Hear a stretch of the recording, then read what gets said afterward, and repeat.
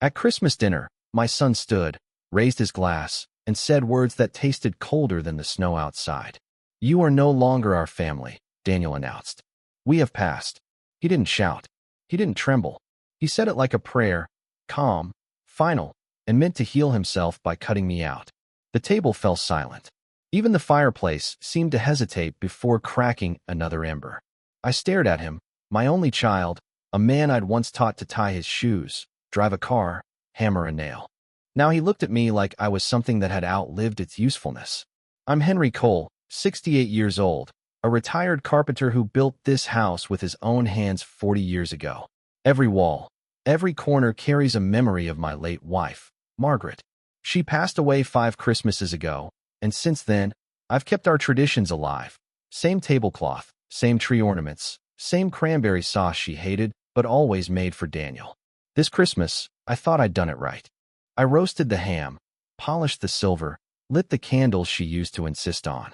Daniel arrived with his wife, Madison, and their daughter, Ella, just after noon. They brought expensive wine and new clothes, but not the warmth I remembered. I could feel the distance before anyone spoke.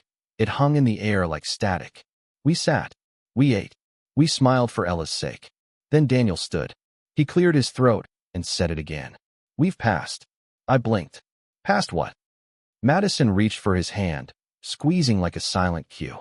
"Henry," she began sweetly, "we appreciate everything you've done, truly. But for our mental health, we've decided to take a step back. We're creating new traditions, new boundaries. You understand, don't you? Boundaries. I hate that word. Boundaries are for fences and battlefields, not for fathers and sons." "I don't understand," I said quietly. "Is this about the money? The inheritance?" "Because if..." "It's not about money," Daniel interrupted. "It's about peace. Every time we come here, it's about Mom. You talk about her like she's still here. It's been 5 years, Dad. You have to let go." "Let go." He said it like it was a switch I could flip off. My sister June, who had been quietly buttering her bread, stopped mid-motion. "Danny," she said softly, "your father lost the love of his life. Grief doesn't have an expiration date." Daniel sighed. "Aunt June, this isn't about grief. It's about control. He checks up on us, calls every day, tells Ella what books to read, what music to listen to. She's 14, I said. She listens to whatever she wants. Dad, you told her that the music she likes is garbage." "It is garbage," I said before I could stop myself. "It's just noise." He slammed his palm against the table. "See? That's exactly what I mean. Everything has to be your way. You've been controlling since Mom died. You used guilt to keep us close." I felt June's hand on my arm, steady but trembling. I looked at Ella, who sat frozen, eyes glassy with fear and confusion. "Sweetheart," I said softly, "did I ever make you feel?" "Don't put her in the middle," Madison snapped. I set my fork down. The clink echoed like a gavel. "Daniel," I said, "if you need space, take it. But don't rewrite the past to make it easier for you to leave." He looked at me with something between anger and pity. "Dad, you built this house like a fortress, and you've been guarding it ever since. We can't live under your shadow anymore. We're done trying to please you." "Done," I repeated, the word tasting like iron. He nodded. "After tonight, don't call. Don't visit. If we want contact, we'll reach out." Madison rose, folding her napkin neatly on her plate. "It's for everyone's good," she said. Ella stood suddenly. "Stop," she cried. "This isn't right." "Ella," Madison warned. "No. Grandpa didn't do anything." Tears streaked her cheeks. "He's the only one who remembers Mom. You just want to forget." Daniel's face twitched, but he didn't move toward her. I wanted to reach out, but my body felt made of stone. "I'm sorry, Grandpa," Ella whispered, running toward me. She hugged me tight, like she knew something the adults had forgotten. "I don't want to pass." Madison pulled her away, firm but not cruel. "Honey, we talked about this. Let her go," I said, standing. "You can hate me, Daniel, but don't make her ashamed to love her grandfather." His eyes softened for just a second. "I don't hate you, Dad. I just can't be you." And then he turned and walked out, leaving his plate half full and his wine untouched.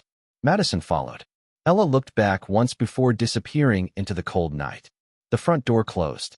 Silence filled the house like water flooding a sinking ship. June spoke first. "He didn't mean it." "Yes," I said, voice low. "He did. I walked to the window. Outside, their car lights faded down the snowy street. I stared at the tree reflection in the glass, ornaments blinking, like heart monitors losing rhythm. On the table sat the old music box Margaret had loved. Every Christmas, she'd wind it and dance with Daniel when he was small. I picked it up, wounded, and let it play. The tune wavered, metallic and cracked with age. The melody filled the room like a ghost's whisper. Silent night, holy night. I sat alone at the table, listening. June touched my shoulder. "Henry," she said gently, "come sit by the fire." But I didn't move. I stared at the empty chair where Daniel had sat. The napkin still creased, the glass half full. I said finally, "it's time I gave him the gift I built in secret." June frowned. "What gift?" I looked toward the basement door, the one I'd locked for months. The one that proves family can forget you, but still end up needing you. She followed my gaze. "Henry," she whispered, "what did you do?" I smiled faintly, though it felt more like pain wearing a disguise. "You'll see," I said. "They all will." And the music box played on, soft, broken, but still brave enough to sing. The house was silent long after their car lights vanished into the snow. The kind of silence that hums in your ears, pressing against your chest like air that's too heavy to breathe. June sat by the fireplace, pretending to read, her eyes flicking to me every few minutes like she was checking if I'd cracked. I didn't. Not yet. I washed the dishes alone, one by one, watching the suds collapse under the warm water. It's strange, the peace you can find in repetition. When you've lost enough, routine becomes survival. After the last plate, I walked to the Christmas tree and lifted the small silver ornament at the bottom, a bell that never rang right. Beneath it, hidden in the folds of the skirt, was a brass key. I held it for a long time. It was cold, heavier than it should have been. I'd made it myself in the workshop 6 months ago, filed the teeth by hand, polished the bow smooth. That key opened something I hadn't told anyone about, not even June. Not yet. June's voice broke the silence. "Henry," she said softly, "don't do anything stupid." "Since when is building something stupid?" I replied. "Since you started keeping it secret," she said. "Whatever you've been doing down there, I can feel it. It's got that same look you had before you built Margaret's coffin yourself." I stared into the fire. The memory hit like splinters under the skin, me sanding the pine panels for days, refusing to let anyone else touch them. I couldn't let strangers handle her, I said. "I know," June sighed. "But Daniel isn't her, Henry. He's still alive. Don't bury him while he's breathing." Her words hurt more than Daniel's had. But she didn't understand. This wasn't about revenge. Not exactly. I pocketed the key and went to the basement door. The lock clicked like a heartbeat. The air below smelled of oil and pine dust. The single light bulb swayed slightly, humming in the cold. Down there stood the cabinet. 6 feet tall, built from old oak beams salvaged from the church before they tore it down. Inside were boxes, dozens of them, each labeled in my handwriting. Bills, deeds, letters, photos, receipts, Ella. The one labeled Daniel sat at the bottom, covered in a thin veil of dust. I ran my hand over the lid, remembering every nail I'd driven into it. It wasn't a box of hate, it was proof. Proof of everything I'd done for him that he'd forgotten. The college loans I'd paid off secretly, the mortgage interest I'd covered when he'd been laid off, the hospital bills after Ella was born. I never wanted him to know. I wanted him to believe he'd done it all himself. That's what good fathers do. They disappear behind their children's success. But then Madison came, and slowly, he started rewriting the past. She called me old-fashioned. She said I was emotionally invasive. She told Daniel that boundaries are healthy, but her boundaries looked more like walls. Brick by brick, she built them high, until I could barely see my own son through them. I unlocked the cabinet and lifted out the box. Beneath the papers was a second key, smaller, steel, stamped with a code, C-17. I'd been waiting for this day to use it. "Margaret," I whispered, "it's time." The C-17 key opened the drawer on my workbench. Inside was a flash drive, sealed in a plastic sleeve. I had made it months ago, after noticing something strange in Daniel's business. He'd taken over a small renovation company after I retired, and he'd done well at first. Contracts, expansions, even a new office. But last spring, I'd found invoices in my old email. My name still listed as guarantor for loans I never signed. Someone had forged my approval to secure a credit line. Someone who had access to my old records. At first, I thought it was a clerical error. Then I saw Madison's email signature on one of the attachments. She'd worked in his accounting. She'd hidden the paper trail well, deleted the evidence from Daniel's server. But I built that office. I knew where the backup drives were. And I copied them. Every last transaction. I didn't show it to Daniel then. I told myself he'd find out when he needed to. Now, after that dinner, I knew he was ready. I set the flash drive on the workbench next to an envelope already sealed in red wax. On the front, in my handwriting, it said, "To my son, when he forgets who built his roof." June's footsteps creaked behind me. "You're really going through with this," she said. "Yes," I said. "But not tonight. Tomorrow morning." "What is it, Henry? What's in that envelope?" "Proof," I said. "And mercy." She frowned. "Mercy?" I turned to her. "He needs to see what's been done to him before he can forgive me. Sometimes truth isn't revenge, it's medicine. Bitter, but healing." June shook her head. "You've always believed pain can fix people." "It fixed me," I said. "No," she said softly. "It just made you quiet." I looked around the basement. The shelves, the tools, the ghost of Margaret's laughter in the dust. She'd always said silence wasn't peace. It was a storm waiting for language. Maybe June was right, but I had already made my choice. I closed the cabinet and locked it again. Then I walked back upstairs and placed the brass key beneath the Christmas tree, exactly where Ella would find it if she came tomorrow. I knew she would. She always sneaked in early to feed the stray cat that waited on my porch. The snow outside thickened. Midnight approached. I poured myself a glass of whiskey and sat by the window, watching the flakes bury the driveway. Somewhere in the distance, a car engine hummed. Probably Daniel's, parked at the edge of the neighborhood. Watching me? I muttered. Good. Watch.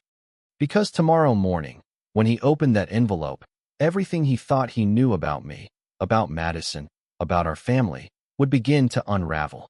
And maybe, just maybe, he'd remember that I'm not the enemy. I'm the man who built the foundation he's standing on. The next morning, frost traced silver veins across the windows. I woke before dawn, same as always, and sat at the kitchen table, waiting for something I couldn't name. The house still smelled faintly of ham and candle smoke, a ghost of last night's war. I made coffee, black and bitter, the way Margaret used to hate. At 6:42 a.m., a knock came at the door. Not frantic, not polite, just steady. I knew that rhythm before I stood up. Daniel.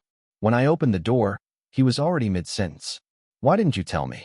His eyes were bloodshot, his breath visible in the cold. He held the envelope I'd left under the tree. "You had this planned." I stepped aside. "You found the key." "Ella found it," he said. "She snuck out early to feed that stray cat, like she always does. She said Mom told her to check under the tree. She brought it to me." He slapped the envelope on the counter. "What the hell is this?" "Coffee first," I said. "I don't want coffee, Dad. I want answers." I poured 2 cups anyway and sat down. He didn't move for a while, just stood there trembling, torn between anger and confusion. Finally, he sat opposite me, jaw clenched. "I opened it," he said. "The flash drive, the documents. Is this real? You're saying Madison forged your signature? Used your credit for the business?" "She did," I said. "She opened a secondary account using my name, paid off her personal debts with company money, then rolled it back into your business expenses. Quietly, cleverly. I didn't say anything because I wanted you to see it yourself one day. Not through me, but through proof." He stared down at the papers. "This could ruin everything. If the bank finds out." "They already know," I said. "I met with them last week. The debt isn't in your name anymore. It's in mine." He looked up sharply. "You took it on yourself?" "I built this family," I said. "It's only fair I carry what's rotten in its walls." He exhaled, half anger, half disbelief. "You always do this. You fix things no one asked you to fix. You take control and then expect gratitude." I leaned forward. "Would you rather I'd let it crush you?" He froze. The question landed like a hammer. He looked away, rubbing his temple. "I didn't know," he muttered. "You weren't supposed to," I said. "That was love, son. The quiet kind. The kind that doesn't announce itself at dinner tables." He laughed bitterly. "Love shouldn't need secrets." "No," I said. "But sometimes it needs patience. You call me controlling. Maybe you're right. But control is how men like me survive grief. When Margaret died, I tried to manage pain like it was wood, Measure twice. Cut once. Keep the edges square. But paint isn't square, Daniel. It leaks. It seeps through the grain. He looked smaller now, younger. The way he used to look after a baseball loss, when he didn't want to cry. You should have told me, he whispered. You wouldn't have listened, I said gently. We sat there, the only sound the tick of the kitchen clock. Finally, he said, so what now? You expect me to leave her? I expect nothing, I said. I left you the choice. The trust is written. The documents are filed. You can come clean, or you can hide it. But either way, the truth is out. He stood abruptly, pacing by the window. You've just destroyed my marriage. No, I said. She did. I just opened the window and let the air in. He turned on me, eyes red. And what? You think this will make me grateful? You think this will bring us closer? I smiled sadly. I think it might save you, even if it makes you hate me first. His hands curled into fists, but he didn't raise them. He just stood there breathing hard, like he was trying to steady himself against something enormous and invisible. Then, slowly, his face broke. Not into tears, not into rage, just into something hollow. She said you were trying to ruin us, he said quietly. That you wanted control of everything. I wanted you free, I said. But she convinced you freedom meant cutting loose. You can't build anything that way, Daniel. You can't build a home if you keep burning bridges. He looked at me for a long moment. What if I can't forgive you? Then don't, I said. Just do right by your daughter. That's forgiveness enough for me. He flinched, as if I'd struck him. Ella doesn't deserve this, he whispered. No, I said. But she'll need truth if she's going to grow straight. He sat down again, suddenly exhausted. You're still the same, Dad. Always a sermon. Maybe, I said. But at least my sermons come with receipts. He laughed once, a bitter, broken sound. And then it turned into something softer. You never change. I did, I said quietly. You just didn't notice. We sat in silence again. The snow outside brightened as the sun rose. A bird landed on the porch rail, shaking the frost loose like confetti. Finally, he said, I'll talk to her. Madison. Tonight. I nodded. That's between you and her. I'm not your judge. He looked at the papers again. If this goes public, I'll lose clients. Maybe, I said. Or maybe you'll gain a reputation for honesty. He snorted. You think the world rewards honesty? No, I said. But your daughter will. That one hit home. He folded the envelope, slipped it into his jacket, and stood. You know, for someone who says he's not controlling, you sure like writing everyone's future. I smiled faintly. Not yours. Just mine. And maybe a little of Ella's. He hesitated at the door. I don't know what this means yet, he said. But, thank you. The door closed softly behind him. I listened to his footsteps fade in the snow, slower this time, less certain. June appeared in the hallway, arms crossed. Well, he found the truth, I said. Now it's up to him to decide what to do with it. She tilted her head. And you? I poured another cup of coffee, staring at the steam rising like ghosts. I'll wait, I said. Like any builder, I measure twice, cut once, and pray the wood holds. Outside, Daniel's car disappeared around the bend. But something told me this wasn't the end. The storm hadn't passed. It had just changed direction. And I was ready to face it. By evening, the snow had stopped, but the air still had that stillness that comes after a storm, the kind that makes every sound sharper. I was sitting by the fire when the phone rang. It was Daniel. His voice was tight, low, and full of that same restrained anger I'd known since he was a teenager. She knows, he said. Madison. She found the envelope. I didn't tell her about the flash drive, but she knows something's off. She's furious.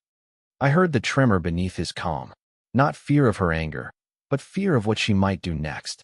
She accused me of spying, he continued. Said you planted lies to turn me against her.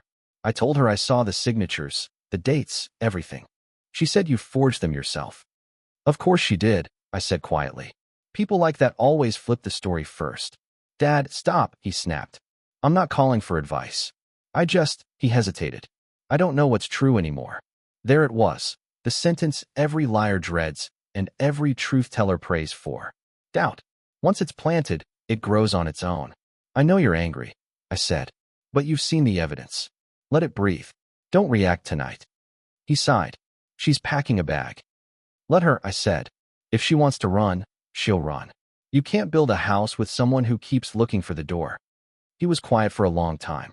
I'll call you tomorrow, he said finally, and hung up. I set the phone down slowly. June looked up from her knitting. He called. Yes, I said. He's starting to see the cracks. She clicked her needles together. You sound almost pleased. I'm not, I said. But truth has a way of breaking things before it builds anything new. She sighed. You've always believed pain was a carpenter's tool. Sometimes it's the only one that fits the joint, I said. That night, I couldn't sleep. Every creak in the house sounded like footsteps. At around midnight, headlights flashed through the curtains, then went dark. A car door slammed. I went to the window, Daniel's SUV. He was standing in the driveway, half-shadowed by the moonlight, coat unbuttoned, snow melting in his hair. I opened the door before he knocked. She's gone, he said. She took Ella. My stomach dropped. Where? I don't know. Her sister's, maybe. Or a hotel. She said she needs time to think. He laughed bitterly. Time to think. That's what people say when they're already gone. Come in, I said. He hesitated, then stepped inside. His eyes looked red, not from crying but from exhaustion, the kind that lives in the bones. He sat heavily at the table, the same place he'd stood last night when he exiled me from my own family. I poured him a drink, whiskey this time, not coffee. He didn't refuse. She said you manipulated everything, he said after a while. That you've always been trying to control me. That you made up this trust thing to keep us tied to you. I made the trust to keep this house safe, I said evenly. So Ella wouldn't lose it in a storm of mistakes she didn't make. He rubbed his temples. She said if I sign anything with you again, she'll file for divorce. She's threatening to take Ella. I leaned forward. Did you record that? He blinked. What? Her threat. Did you record it? No, he said. Why would I? Because, I said, she's already preparing her defense. She'll paint you as unstable. She'll say your father is poisoning you. She'll make the story before you can. He looked away. You sound like you planned this. I swallowed. I planned for it. His eyes narrowed. What's that supposed to mean? I stood and walked to the cabinet by the window. From the drawer, I took out a small black folder. When I built the trust, I said, I also built a backup plan. If Madison ever tried to move assets or falsify documents again, the clause triggers automatically. He frowned. A clause. It transfers management rights to Ella's name until the case is resolved. Temporarily. It freezes the assets so no one can touch them. Not you. Not her. Not me. You. He started to shout, then stopped, his voice cracking. You put my daughter in charge of everything? Only on paper, I said. It's protection. She's the one person no one can attack without looking like a monster. He covered his face with his hands. Jesus, Dad, you've been playing chess with my life. I sat across from him. I've been building you a roof while you were busy tearing down the walls. He looked up at me, eyes glistening. Do you even hear yourself? Yes, I said quietly. Every word. And I'll live with them. He stood, pacing, restless. You can't just fix everything with wood and paper. Life isn't a workshop. Maybe not, I said. But a workshop's the only place things get repaired instead of replaced. He stopped by the window, staring at the snow. If she takes Ella. She won't, I said. She'll try to scare you first. She's good at that. But she's already cornered. He turned. How do you know? Because I know the type, I said. When people lie long enough, they forget to check their mirrors. He didn't answer. Just stood there, watching the snow fall again, softer now, gentler. After a long time, he said, What if I lose her, Dad? What if Ella hates me for this? I shook my head. She won't. Children know who loves them, even when they don't understand how. He sat back down, elbows on the table, eyes closed. I used to think you were impossible, he said. But tonight, I think maybe you're just lonely. That one hit harder than anything else. I looked at the empty chair across from me, Margaret's chair, and felt every year of silence since she left. Maybe, I said, but loneliness builds strong walls. He chuckled weakly. You and your walls. Better walls than ashes, I said. He nodded, quiet for a moment. Then he looked at me and said something I hadn't expected. I don't hate you anymore. I smiled faintly. That's a start. He finished his drink, stood, and headed toward the door. I'll talk to Ella when she calls. I need to figure this out. Daniel, I said before he left, no matter what happens, don't run from the truth. It's already running toward you. He nodded without turning around and stepped into the cold. When the door closed, I sat in the silence again, staring at the chair he'd left behind. For the first time in years, I didn't feel anger or regret, just a strange calm. Outside, I could see his taillights fading down the hill, and behind them, another pair of headlights waiting just beyond the trees. Someone was watching my house. The headlights stayed there for almost a minute before moving. I stood by the window, the firelight behind me casting a long shadow on the glass. Whoever it was, whoever had been watching, waited just long enough to make sure I saw them. Then they turned and disappeared down the road toward the ridge. The wind howled outside. My first thought was Madison. She'd always been careful, too careful, but anger can make even the smartest person sloppy. If Daniel had confronted her with the truth, she'd panic, and panic makes people unpredictable. I checked the locks on every door, an old habit from my days building homes in rough neighborhoods. Then I went to the basement. The smell of sawdust hit me, grounding me like it always did.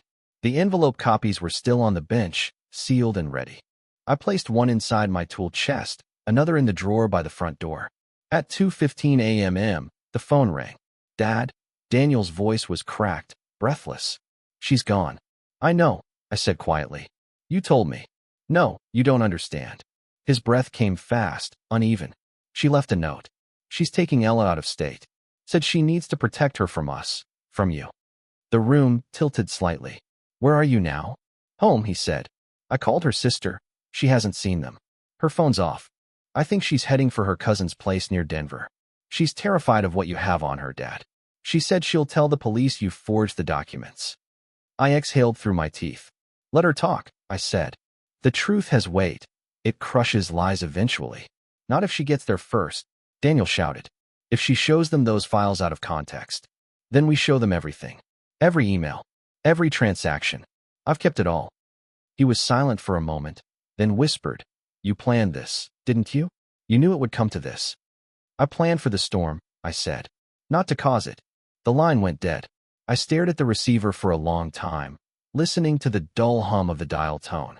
Then I picked up my coat and keys. If Madison was running, she'd take the interstate. And if she had Ella with her, there was still time to stop whatever she was planning before she made things worse. The drive was slow, the snow thickening again in the headlights. I passed the gas station, the old church, the frozen lake where Daniel learned to skate. The world looked like a black and white photograph, cold, silent, unforgiving. Halfway up the ridge, I saw the lights. A car had skidded into a snowbank. The hazard lights blinked like dying stars. I pulled over, heart hammering, and ran toward it. It was Madison's SUV. The driver's door was open, engine still running. The inside light flickered over a half-zipped suitcase on the passenger seat. No one inside. Madison, I called out. The sound vanished into the snow. Then I heard it, crying. Faint, somewhere down the embankment. I scrambled down, slipping on the ice. At the bottom, near the tree line, I found them. Ella wrapped in her coat. Shivering, Madison crouched beside her, crying into her hands. Go away. Madison screamed when she saw me. You did this. You turned him against me. I didn't turn him, I said. The truth did. You ruined everything. She stood, face pale, eyes wild. You can't control us anymore. I'll tell them you forged the papers. You manipulated Daniel, you. Stop, I said, stepping closer. Ella's freezing. Let's get her in the car. Don't you touch her, she hissed. You're sick, Henry. You and your games. You want everyone to owe you. I took a slow breath. I want my family to stop lying to themselves. That's all. She laughed, a sound like glass breaking. You think this is noble? You've destroyed your son's marriage. No, I said quietly. You did that the moment you signed my name. Her mouth opened, but no words came. Ella looked between us, trembling. Mom, please, she whispered. I just want to go home. Madison's shoulders shook. For a moment, she looked like a woman waking from a bad dream. I was trying to protect us, she said. From what? I asked softly. From a man who'd do anything for you? Her lips trembled. From the past. From his pain. From you. I nodded slowly. Then let it end here. Take her home. Tell the truth. It's over. She looked at me, then at Ella, then back at me. And for the first time since I'd met her, Madison didn't look angry. She looked afraid. Afraid of what she'd become. I can't, she whispered. Then I will, I said. I reached into my coat pocket and pulled out another envelope. This one wasn't for Daniel. It was for her. Inside are copies of every file, every forgery. You tell the truth before I do, and I'll stay silent. But if you run again, I'll show the world who you really are. Her hand shook as she took it. Why are you doing this? Because I still believe you loved my son once, I said. And because Ella deserves a mother who isn't running from ghosts. We stood there in the falling snow, no sound but the wind and the faint hum of the SUV engine above us. Finally, Madison turned to Ella. Get in the car, she said softly. Ella hesitated, then obeyed. Madison looked at me one last time. You win, Henry, she said. I shook my head. No one wins here. We just stop losing. She climbed up the slope and got behind the wheel. I stood watching until the taillights disappeared over the hill. Then I looked down at my hands, raw and shaking, and realized I couldn't feel the cold anymore. When I got home an hour later, the fire had gone out. Daniel was sitting at the table, head in his hands. He looked up when I entered. She called, he said quietly. She's coming back. Said she's ready to talk. I nodded. Good. He stared at me. What did you say to her? The truth, I said. He swallowed hard. You always said the truth costs something. It does, I said. But lies cost more. He looked down, nodding slowly. I don't know if I can forgive her. That's all right, I said. Start with forgiving yourself. The clock struck 3. Snow kept falling outside, soft and endless, covering everything ugly in white for just a little while. The morning after the storm, sunlight bled through the frost on the windows. The world outside looked clean again, as if the snow had scrubbed away every sin from the night before. Inside, the fire crackled softly. Daniel sat across from me, both hands wrapped around a mug he hadn't touched. He looked hollow but calm, the way men look when they've been emptied out just enough to start over. She called me again, he said. She's coming this afternoon. Ella too. I nodded, stirring my coffee. Good. It's better to face it together. He looked at me for a long time. I keep thinking about everything I said to you that night. About not being family anymore. I smiled faintly. You were angry. Angry people say what hurts loudest. No, he said, shaking his head. I meant it. For a minute, I really meant it. I thought cutting you out would fix me. He let out a shaky breath. I was wrong. The clock on the mantel ticked between us. It's all right, I said quietly. Family isn't something you keep perfect. It's something you keep alive. He looked down, jaw tight. Mom used to say that. I know, I said. I just said it louder. For the first time in days, he smiled. A small, tired thing, but real. He took a sip of coffee and winced. You still make it too strong. I don't remember ever making it weak, I said. He nodded, chuckling softly, then went quiet again. What happens now, Dad? You've done your part. You stopped her from running. You saved the business. He hesitated. You even forgave me, though I don't deserve it. What's next for you? I stared into the fire. I rebuild, I said simply. Not the way I used to, not with wood or nails. With patience, with silence that doesn't rot. He frowned. You sound like you're done fighting. I am, I said. Fighting makes sense when you're trying to win. I'm not trying to win anymore. I just want the house to be steady again. He leaned forward, elbows on his knees. And if she doesn't come back? If she can't forgive either of us? Then we keep the door open, I said. A carpenter's rule. Never build a house without a way out. He nodded slowly. You really think it'll work out? No, I said. But I believe we'll survive it. By noon, the crunch of tires on frozen gravel broke the quiet. Daniel looked at me. I didn't say anything. He stood and went to the window. Madison's car pulled up slow, deliberate. Ella stepped out first, bundled in her red coat, eyes wide and unsure. Madison followed, her face pale, makeup gone, her movements small and careful, a woman who'd been living inside too many versions of herself. Daniel opened the door before she could knock. Come in, he said, his voice steady. She hesitated on the porch, then stepped inside. Her eyes darted around the room, like she was entering a church she hadn't prayed in for years. Ella ran to me before anyone said a word. She hugged me hard, face buried in my sweater. I could feel her heartbeat against my chest. I missed you, Grandpa, she whispered. I missed you more, I said. But I knew you'd come back. Madison stood there, clutching her gloves, her breathing uneven. Henry, she said finally. I came to say, I'm sorry. Daniel didn't move. He stood by the fire, arms crossed, waiting. She took a step closer.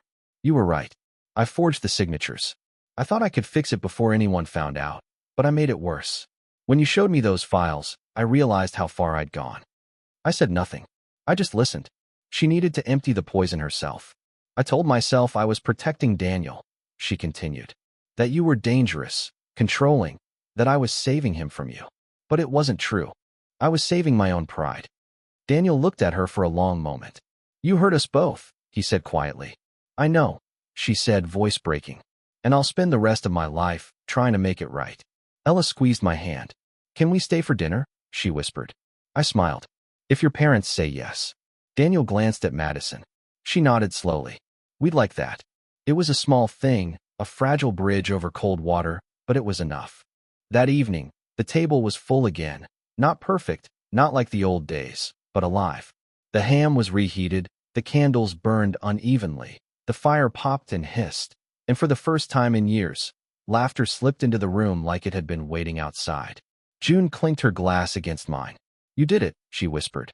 No, I said. They did. Madison helped clear the plates. Daniel poured wine. Ella played with the cat by the fire.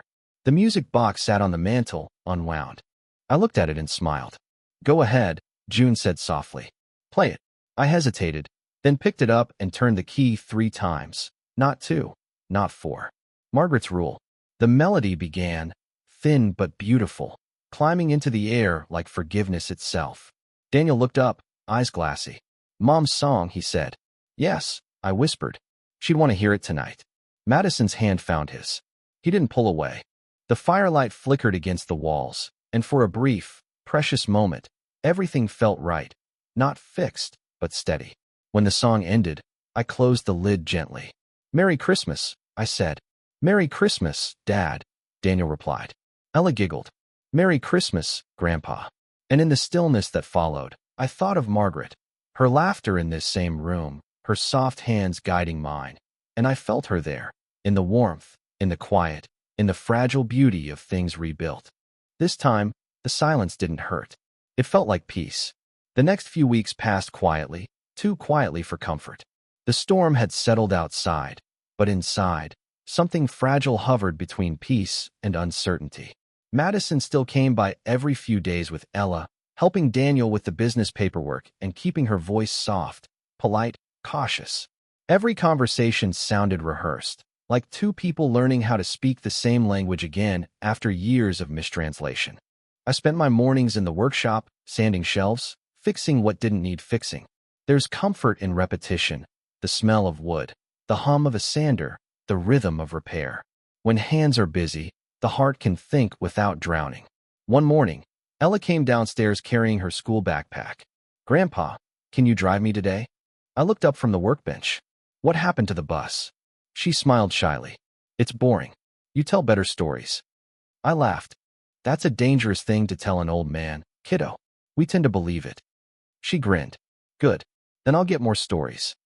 On the drive to school, she asked questions about the trust, about her parents, about Margaret.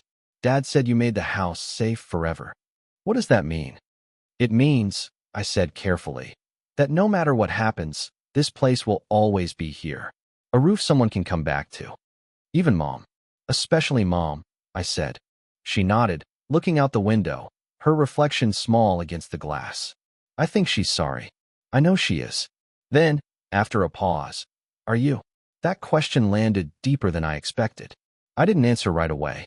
For some things, I said finally. Not for all of them. Sometimes being right doesn't feel good, but it still needs to be done. She frowned. Mom says grown-ups break things even when they're trying to fix them. She's right, I said quietly. But sometimes broken things show you where the light comes through.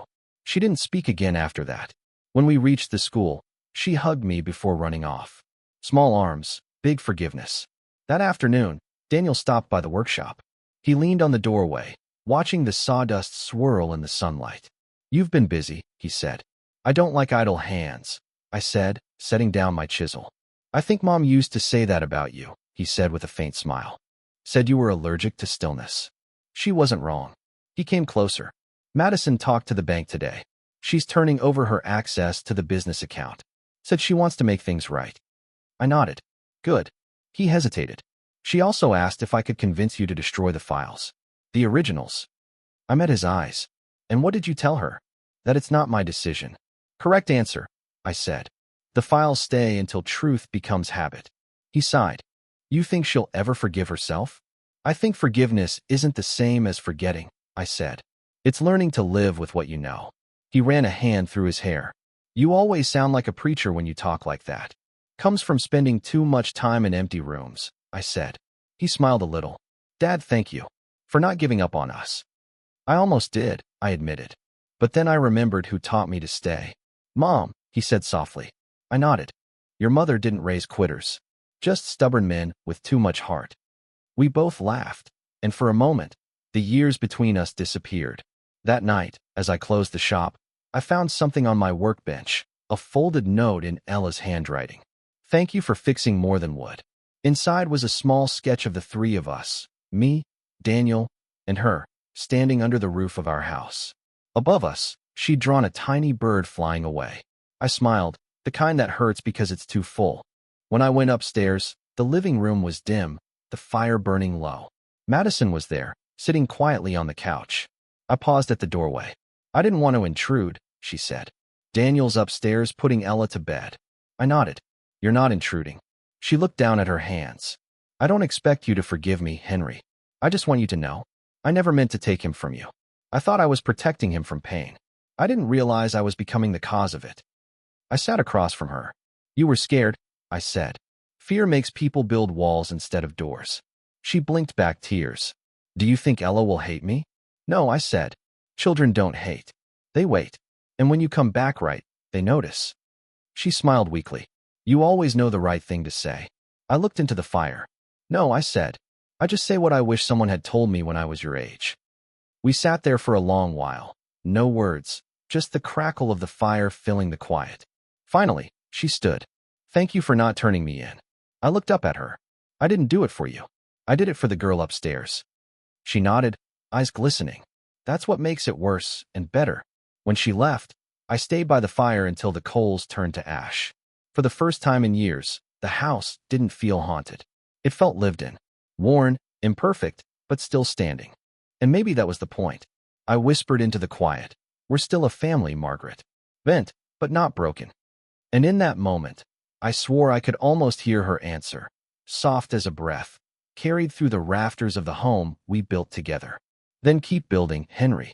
Always keep building. Spring came slow that year. The snow melted reluctantly, revealing grass that had forgotten its own color. For months, the house had felt like a waiting room, quiet, cautious, suspended. But as the days lengthened, life began to seep back in. Daniel and Madison started coming over on Sundays. At first, it was awkward, small talk about weather, Ella's grades, the business. Then, week by week, it softened. Laughter started to return, shy but real. It didn't sound the same as before. It sounded older, earned. One Sunday morning, Daniel showed up early, hands in his pockets, hair uncombed like when he was a kid. The pipes in the workshop are leaking again, he said. I know, I said. Been meaning to fix them. I'll help, he said. If you don't mind. I looked at him, saw the quiet apology tucked inside the offer, and nodded. Grab a wrench. We worked side by side for an hour, barely speaking. It was the kind of silence that builds, not breaks. The rhythm of metal and water, the occasional curse under his breath. It was more healing than any conversation. When the leak finally stopped, he sat back and wiped his hands on a rag. You ever regret it? He asked suddenly. Regret what? Not walking away. From me. From all of it. I thought for a long time before answering. Regret's just the interest you pay on love, I said. And I'm all right with the cost. He looked at me for a moment, then smiled. Not wide, just enough. You always did talk like a poet trapped in a toolbox. Better than a coward trapped in a mirror, I said, and he laughed. For the first time, it didn't sound forced. That evening, Madison joined us for dinner.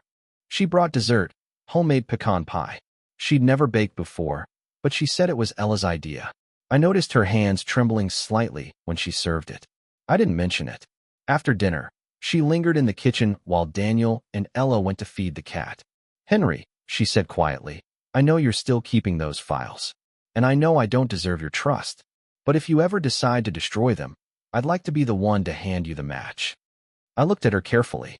That's not how trust works, I said. It's not about matches or papers. It's about who stands close enough to the fire without running. She nodded, tears in her eyes. I don't expect forgiveness, but I'm trying. That's the only thing worth expecting, I said. When she left the room, I noticed something she'd done quietly. The music box on the mantel had been wound, ready to play. I turned the key once and let it sing. The same trembling melody filled the house, and for a moment, I could almost swear Margaret was there, humming along, invisible but near. Weeks turned into months. The trust papers stayed locked away, but not out of spite anymore. More out of respect, like keeping an old scar covered, not out of shame, but because it had done its job. Daniel's business stabilized. Madison took a part-time job at the community center, helping organize charity events. Ella joined a school art club, always sketching the house, the porch, the trees, even my workshop.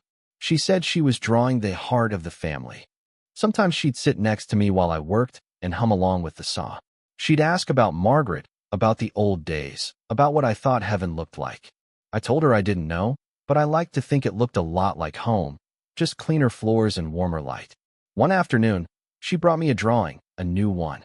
It showed the whole family around the table, and in the corner, a faint figure of a woman smiling by the fire. That's Grandma, she said proudly. She's watching. I didn't correct her. I just nodded. She always is. By summer, the house had changed. Not physically. Still the same creaky floors, same stubborn window that wouldn't shut fully, but the air felt different. Softer. The kind of air you could breathe without bracing for a storm. June came by one evening with her usual sarcasm and a pie. So, she said, settling into her chair. Does peace feel as boring as I promised it would? I chuckled. A little. But boring's underrated. She raised a brow. You always needed a project. What will you fix now that your family isn't broken? I looked toward the living room, where Daniel and Madison were arguing playfully over a board game while Ella cheered. The fire glowed behind them, the same as it always had, except now it felt like it belonged to all of us again. I'll keep fixing what life wears down, I said. Wood, hearts, maybe even myself. June smiled, leaning back. You're a stubborn old man, Henry. Wouldn't want to be anything else. Outside, the sun dipped low, turning the snow melt into rivers of gold. I stood at the window, hands in my pockets, watching the light stretch across the porch Margaret and I built half a lifetime ago. For years, I thought I was protecting this house from the world. Now I realized it had been protecting me. The boards creaked under Daniel's footsteps as he joined me. You ever think she'd be proud of us? He asked. I didn't look away from the horizon. She'd be proud we finally learned to stop talking like builders, I said, and start living like family again. He nodded, his reflection next to mine in the window. Two men, older, scarred, quieter, standing in the same house they'd nearly torn apart. The firelight flickered behind us, warm and alive. And for the first time in a long, long while, I didn't feel like I was waiting for anything to break. By the time autumn returned, the air had that familiar sharpness again, the kind that wakes you up before the coffee does. The trees on the hill behind the house had turned gold and crimson, and the smell of burning leaves rolled in from the neighbors' yards. Change always smelled like smoke to me. Life had found its rhythm. Daniel's company was thriving again. Madison had settled into her job at the community center, where she'd started a small program teaching single mothers bookkeeping and budgeting. Ella was growing faster than I could keep up with. Her voice deeper, her sketches sharper. The house was never quiet for long anymore, and that, to me, was the surest sign of healing. Still, something in me remained restless. Every builder knows that even the strongest house creaks after a storm, that sometimes you need to check the beams once more, just to be sure. So one afternoon, I went down to the basement, the heart of everything. The cabinet was still there, untouched since that winter. Dust lay thick on its hinges. When I opened it, the scent of oak and thyme filled the air. Inside, the documents sat in their folders, neat and silent. Proof of everything that had happened. My hand hovered over them. I thought of Madison's trembling voice. If you ever destroy them, let me hand you the match. For months, I'd kept them locked away like a warning bell. But now, looking at the light filtering through the small window, I realized the warning had already been heard. The storm had done its damage, and it had passed. I took the files out one by one and fed them into the old metal burn barrel behind the house. The papers caught quickly, curling into orange tongues of memory. Receipts, signatures, copies. All the proof of pain I'd guarded so fiercely. June found me there, watching the flames. "Finally letting go?" she asked. "I think so," I said. "Feels strange, doesn't it? After you've lived with the ghost so long." I nodded. "Like moving out of a room that remembers your breath." We stood in silence while the last paper turned to ash. When the fire died, I scattered the gray dust into the wind. It floated upward, weightless, like forgiveness. That night, Daniel brought Ella over for dinner. Madison had to work late, so it was just the three of us. After we ate, Ella asked if she could go down to the workshop. "What for?" I asked. She smiled mischievously. "Surprise." 10 minutes later, she came back carrying something behind her back. When she revealed it, I almost forgot how to breathe. It was a wooden frame, smooth, polished, made from the same oak as the cabinet I'd burned that morning. Inside it, she'd placed one of her sketches, the house, bathed in sunlight, with the three of us standing out front. Above the roof, she'd written in careful letters, "The house that forgave." "I made it in art class," she said proudly. "Dad helped me varnish it." I looked at Daniel. He shrugged, smiling. "She said it had to be perfect." "It is," I whispered. My hands shook a little as I took it. "It's perfect." We hung it above the fireplace that night. When Madison came home later, she stood staring at it for a long time, her eyes wet. No one spoke. We didn't need to. Winter returned again, gentle this time. Snow dusted the roof like sugar. The house creaked in all the familiar ways. I spent most evenings by the fire, reading or sketching plans for small repairs that didn't really need doing. One evening, Daniel came by alone. He poured 2 glasses of whiskey and handed me one. "Mom's song," he said suddenly, pointing to the music box on the mantel. I nodded. "Play it." He wound it carefully. The melody floated through the room, soft, uneven, but still beautiful. We sat in silence until the last note faded. "She'd be proud of you," he said. "Of us," I corrected. He looked into the fire. "You ever think about what comes next?" "Every day," I said. "But I'm not afraid of it anymore. Houses get old, people fade. What matters is what we leave behind." He raised his glass. "To leaving things better than we found them." I clinked mine against his. "Always." Later that night, after he'd gone, I walked through the house one last time before bed. I touched the door frames, the railings, the table we'd argued around and laughed around again. In the living room, the framed sketch caught the firelight, the house glowing, the family whole. I thought about all the mistakes, all the stubborn love that had built this life. Forgiveness wasn't about forgetting what broke. It was about choosing to rebuild anyway. I sat down, let the quiet wrap around me like an old coat, and smiled. This house, our house, finally breathed easy again. And for the first time in years, so did I. Winter deepened again, wrapping the valley in white. From my window, the world looked paused, the way it always does right before a new year begins. I'd turned 70 the week before, and the number still sat strange in my head. Too large, too round, like a door that won't close all the way. The house was quiet now. Daniel and Madison had taken Ella to visit her school friend in the city. June had driven back to her apartment before the snow got heavy. I was alone, but it wasn't the same kind of alone I'd known before. This one was peaceful, earned.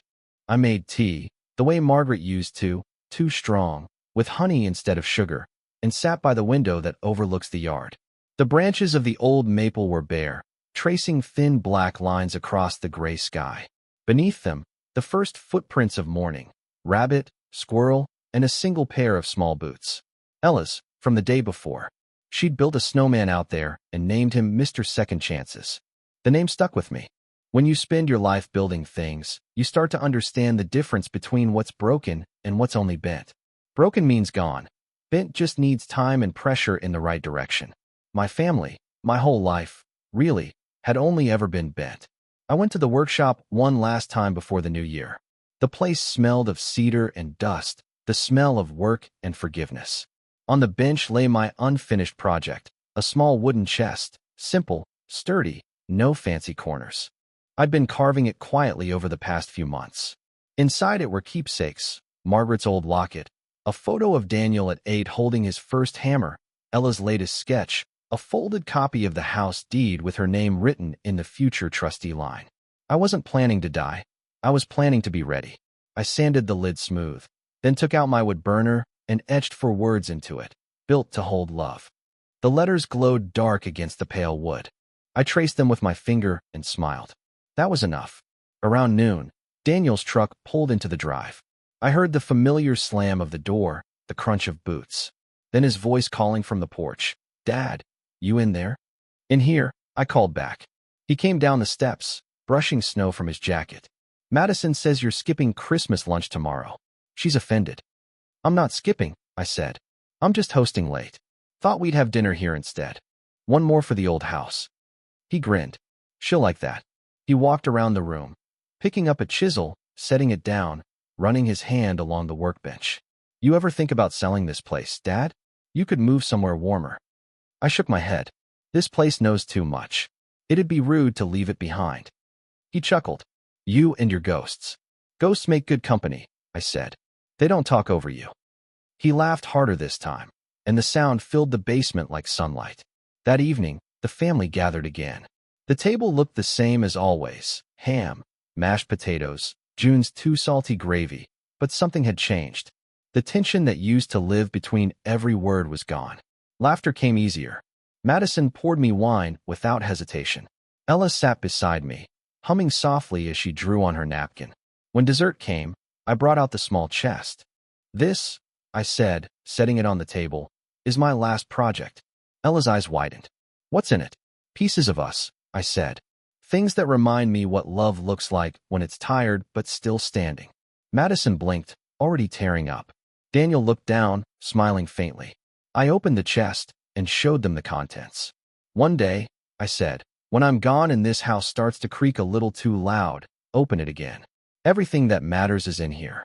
Not money, not instructions, just reminders." Daniel reached across the table and gripped my hand. His palm was warm, solid. "You're not going anywhere for a long time, Dad."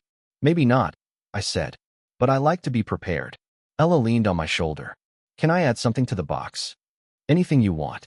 She thought for a moment, then took off the small red ribbon from her wrist, the one she always wore. She placed it gently on top of the keepsakes and closed the lid. "Now it's perfect," she said. When everyone left later that night, I sat by the fire again. The music box played quietly on the mantel. The tune wobbled on one note, but found its way home every time, stubborn and steady, just like us. I thought of Margaret, of her laugh, of the warmth that still lingers in the walls she helped paint. I thought of Daniel's forgiveness, of Madison's courage to face what she'd broken, of Ella's quiet faith in second chances. For years I believed my job was to protect this family. But now I understood, it was never protection that held us together. It was endurance. The willingness to rebuild, again and again, no matter how many storms came through. The fire burned low. I leaned back, feeling its warmth across my knees. The house creaked, settling into the cold. I could almost hear Margaret's voice in the sound. "You did good, Henry." I smiled. We all did. Outside, snow began to fall again, soft, patient, endless. Inside, the house breathed, alive, warm, and waiting for another day. And for the first time in my life, I didn't feel like I was holding it up. It was holding me.